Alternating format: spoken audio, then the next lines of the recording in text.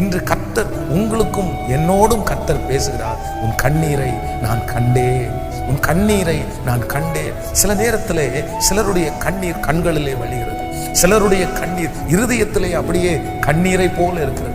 சிலர் மறைவிடத்திலே கண்ணீரை வடிக்கிறார், யாருக்கும் தெரியாமல் கண்ணீரை வடிக்கிறார்கள். ஆனால் இன்று இந்த சத்தத்தை கேட்கிற நீங்கள் யாராவது ஒருத்தர் உங்களுடைய மனம் அழுமானால், உங்களுடைய கண்களிலிருந்து கண்ணீர் வருமானால், கர்த்தர் சொல்லுகிறார், நீ எந்த காரியத்தை குறித்து கண்ணீர் வடிக்கிறாயோ, எந்த காரியத்தை குறித்து கண்ணீர் விட்டு நீ ஜெபிக்கிறாயோ, அந்த ஜெபம் கர்த்தர் சமூகத்திலே போய் எட்டிற்று.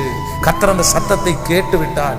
இப்போ எசேக்கியாவுக்கு சொன்ன அதே வார்த்தையை ஆண்டவர் உங்களுக்கு வாக்கு கொடுக்கிறார். நீ ஜெபித்த அந்த காரியத்தை கர்த்தர் அனுகூலம் பண்ண போகிறார். அதன் நிமித்தம் ஒரு பெரிய நன்மை உங்களுக்கு வரும்.